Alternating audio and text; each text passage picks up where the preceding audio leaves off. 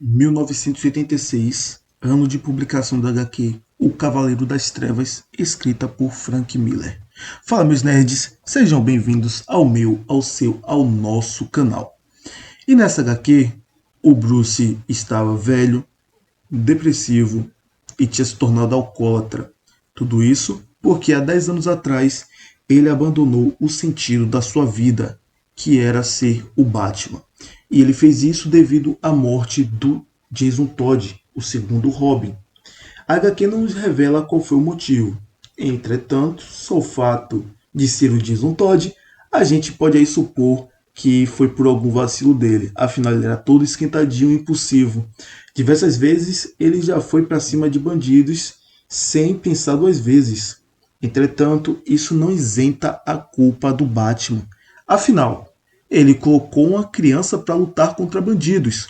E essa culpa caiu sobre ele, fazendo com que ele abandonasse o manto. E 10 anos sem o Batman foram anos difíceis para Gotham, que já não eram bons. Mas esses anos sem o Batman, nossa, a cidade sentiu falta, cara. E a cidade estava em um caos nunca visto antes. E nesses 10 anos, o Batman vinha acompanhando esse caos. E surgiu uma gangue chamada Os Mutantes, que esses com certeza não eram dos caminhos do coração, onde estavam cometendo diversas atrocidades na cidade. E um certo dia o Batman estava lá assistindo o jornal e pensou, pô, já tá na hora de acabar essa bagunça aí, velho. Eu vou voltar ativa, cansei da aposentadoria. É muito chato. Afinal, o que eu, um bilionário, posso fazer na minha aposentadoria? Não tem nada para fazer, nada que me dê ânimo, nada que dê sentido. Vou voltar a espancar vagabundo. E aí ele voltou à ativa, e dessa vez muito mais agressivo. Afinal, ele já estava idoso, ele não tinha a mesma agilidade de antes. Entretanto, ele ainda tinha força, muita força, porque o homem estava grande, cara. Nossa, esse daí, rapaz, ele batia de frente com o Bane, certeza, mano a mano, sem usar nada. Inclusive, nessa HQ é onde a gente tem aí a famosa luta do Batman velho versus o Superman velho. Entretanto, essa é uma história para a gente trazer em outro momento. Talvez uma das maiores derrotas do Homem-Morcego seja contada na saga Batman Veneno, onde ele é confrontado não por um inimigo, o superpoderoso, nem uma organização terrorista, e sim pela sua própria fraqueza. Nessa HQ, Batman inicia um caso, rastreando uma garota que havia sido sequestrada. A garota estava sendo mantida refém, isolada em uma mina abandonada.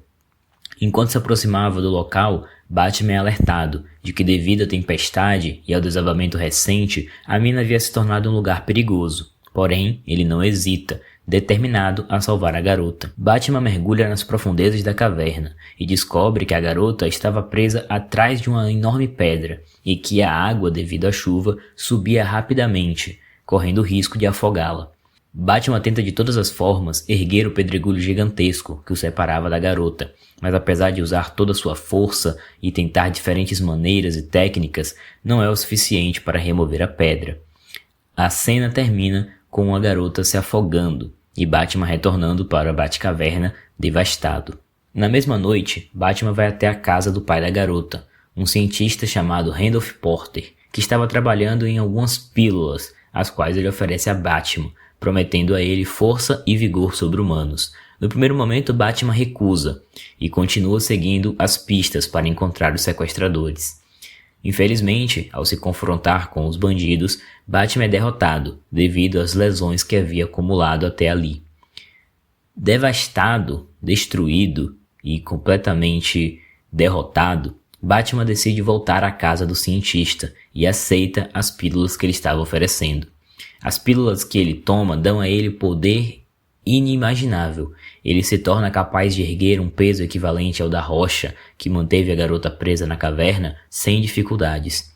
Batman se torna vingativo, violento, abandonando completamente o seu alter ego de Homem-Morcego. O uniforme fica guardado no armário por 3 meses, até que Alfred o confronta.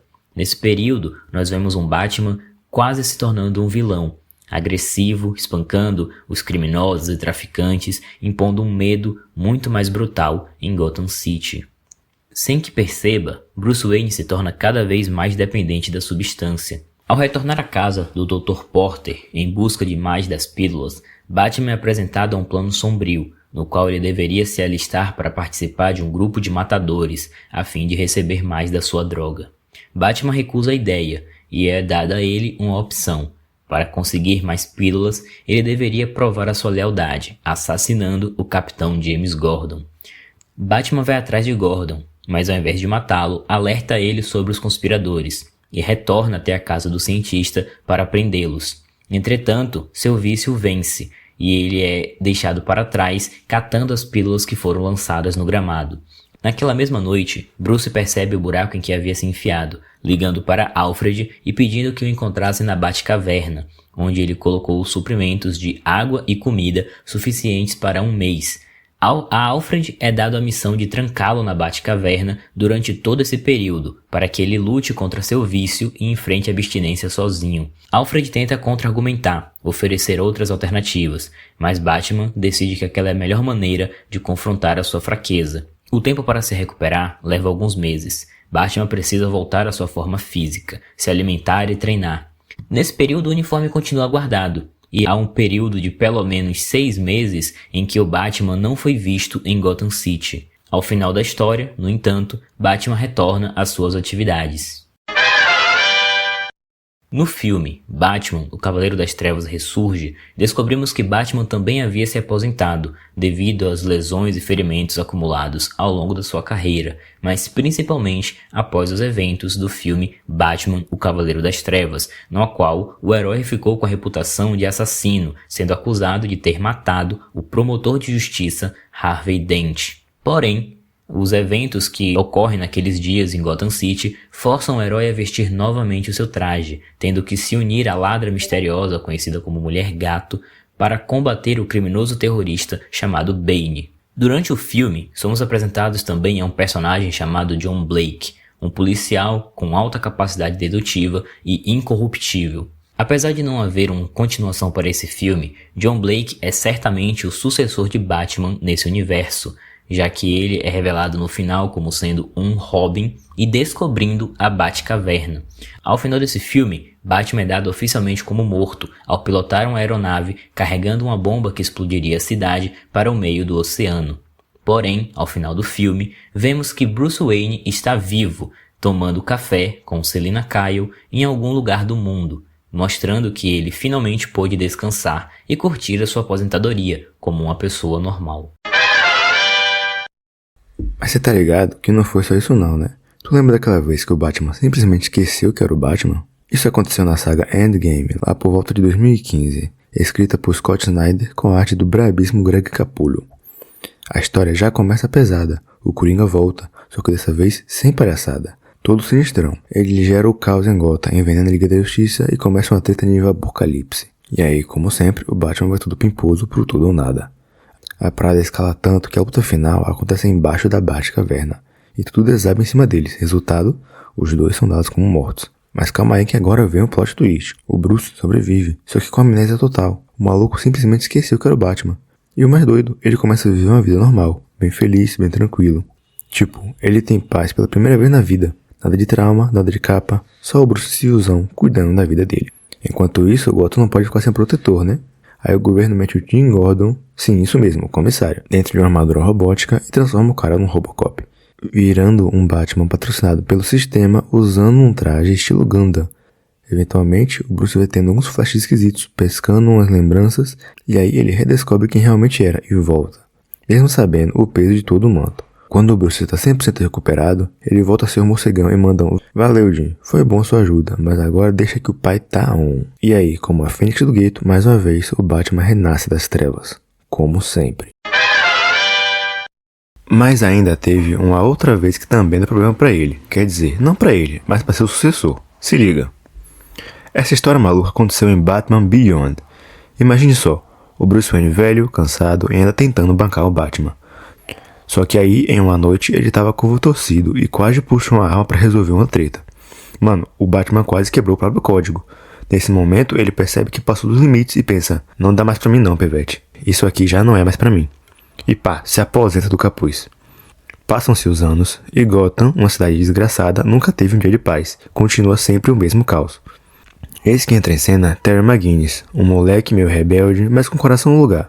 O pivete acaba cruzando o caminho de Bruce e descobre o caminho da Batcaverna. E pensa que não, ele virou o novo Batman. Mas agora todo high-tech, agora ele era do futuro.